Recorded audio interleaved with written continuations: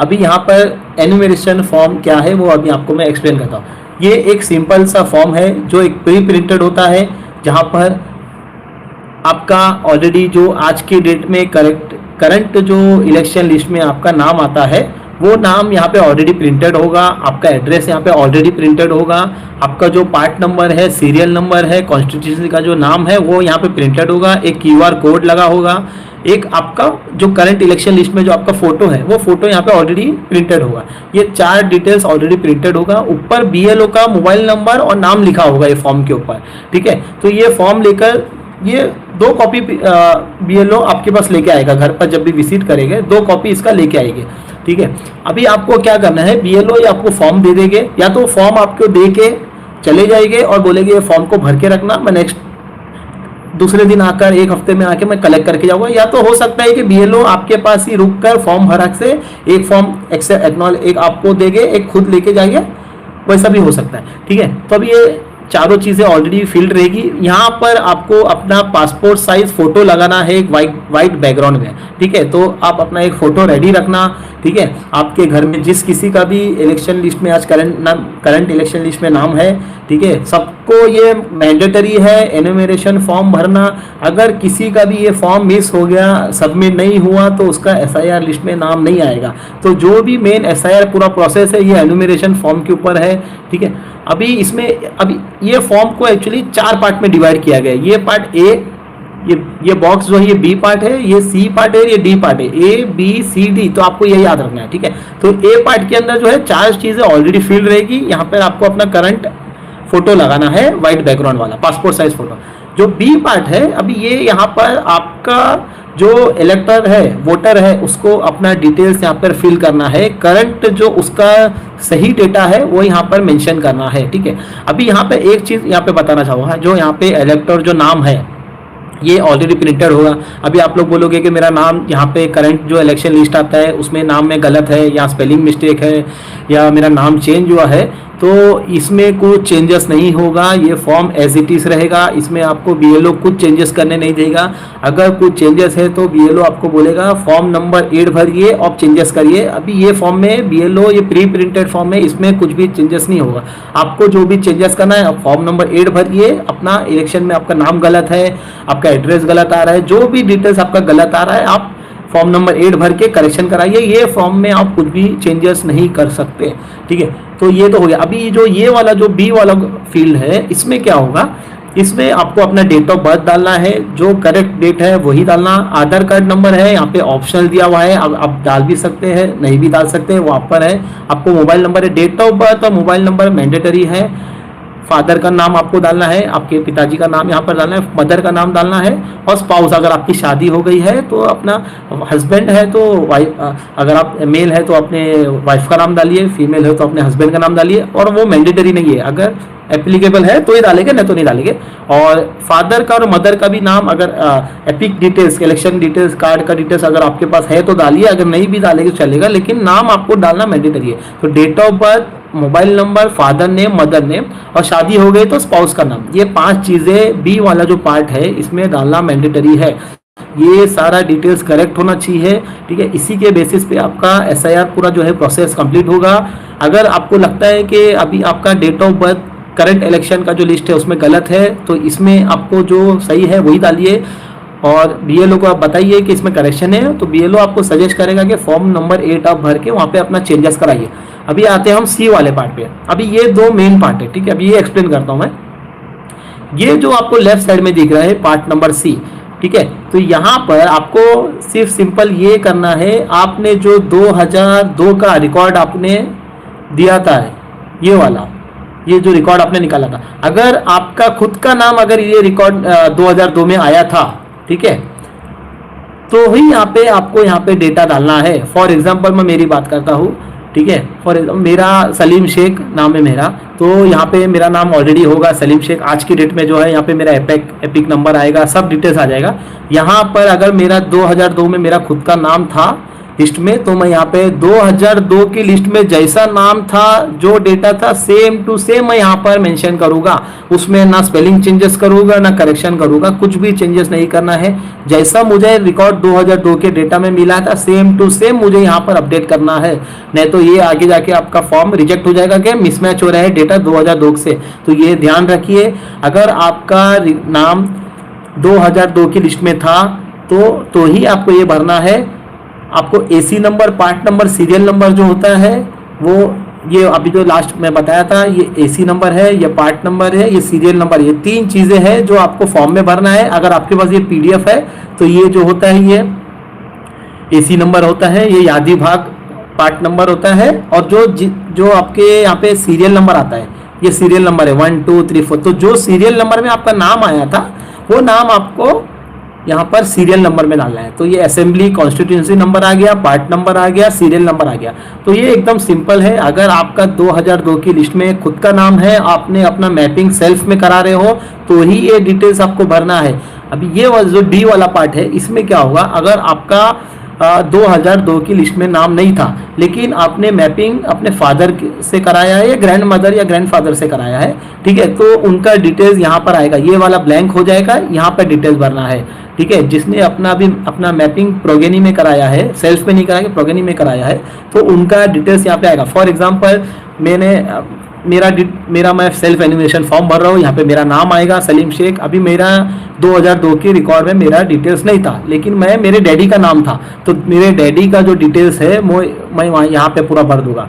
Daddy का नाम जो यहाँ पर भी सेम है, जो इलेक्शन लिस्ट में नाम था सेम टू सेम यहाँ पर आपको अपडेट करना है। कुछ भी स्पेलिंग चेंजेस नहीं करना है, करेक्शन नहीं करना है, कुछ नहीं करना है। अगर वहाँ उस 2002 की लिस्ट में स्पेलिंग भी मिस्टेक थी तो जैसा वहां पर नाम था सेम टू सेम आपको यहाँ पर लिखना है, कुछ भी करेक्शन नहीं करना है, ठीक है। स्पेलिंग मिस्टेक की वजह से ऐसा नहीं है कि आपका मैपिंग नहीं होगा, मैपिंग हो जाएगा, इसलिए आप चेंजेस मत करिए।